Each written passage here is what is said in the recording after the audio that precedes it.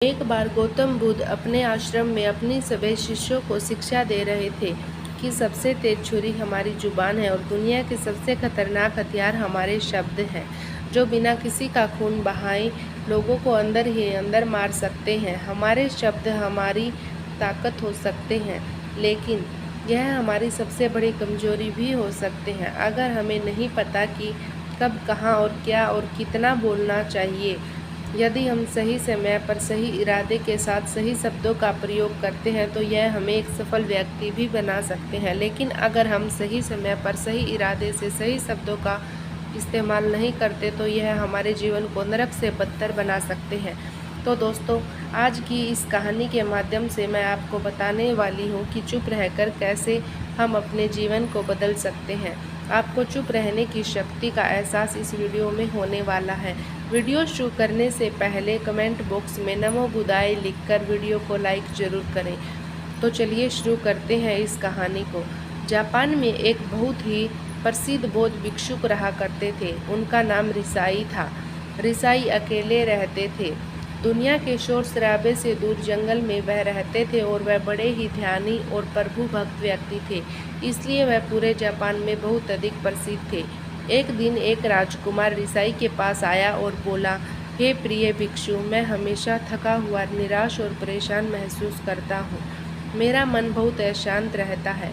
हालांकि मेरे पास सब कुछ है, दौलत, शोहरत, सुख, सुविधाएं, जो हर व्यक्ति चाहता है या पाने की इच्छा करता है, लेकिन फिर भी मेरे अंदर इतनी अशांति और चिंता क्यों है।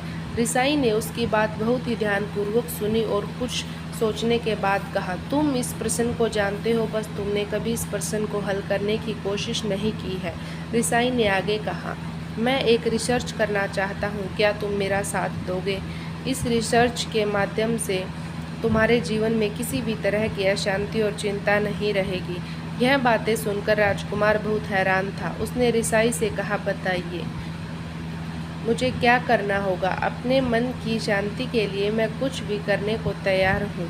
राजकुमार की इन्हीं बातों को सुनकर भिक्षु ने कहा, तो फिर आप अगले 15 दिन के लिए मेरे आश्रम में रहोगे और एक सामान्य व्यक्ति की तरह अपना जीवन व्यतीत करोगे, और इन 15 दिनों में तुम अकेले और चुपचाप रहोगे, जितना हो सके कम बोलोगे।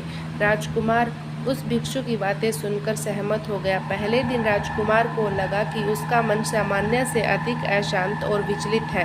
उसके मन में तरह तरह के विचार आ रहे हैं और वह आम लोगों की तरह जीवन जीने में असहज महसूस कर रहा है। उसे अंदर से बोलने की इच्छा हो रही थी, लेकिन वह चुपचाप रहा।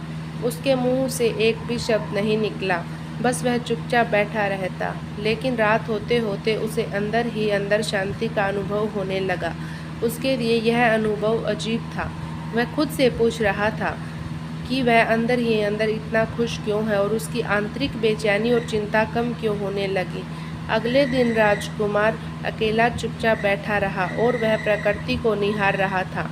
वह पौधों को, फूलों को, आकाश में उड़ रहे पक्षियों को, वह अपने जीवन में पहली बार यह अद्भुत दृश्य महसूस कर रहा था कि उसके पास कितनी सुंदरता है। वह दिन भर प्रकृति सुंदरता को निहारता रहता और उसकी ताजगी को महसूस करता रहता।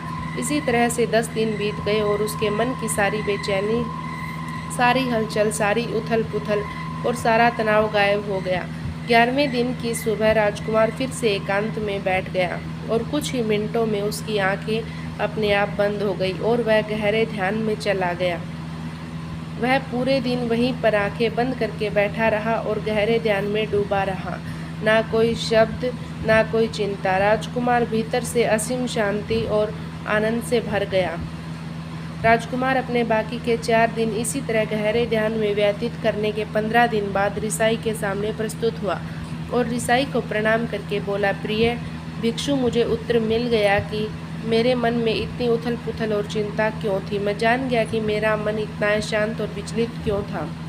रिसाई मुस्कुराते हुए पूछा, बताओ क्या उत्तर मिला तुम्हें? राजकुमार ने कहा, मैं आवश्यकता से अधिक बातें करता था। मैं किसी पर भी अपने शब्द और ऊर्जा व्यर्थ करता था।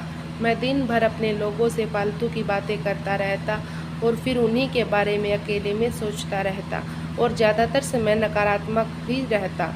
इस तरह मैं बस समय बर्बाद कर रहा था। ज़्यादा बोलने और नकारात्मक सोचने की वजह से मेरा मन अशांत और बेचैन हो गया था। इसी वजह से मैं किसी भी काम को ठीक करने में नहीं रह गया, जिसकी वजह से मैं हार मान गया।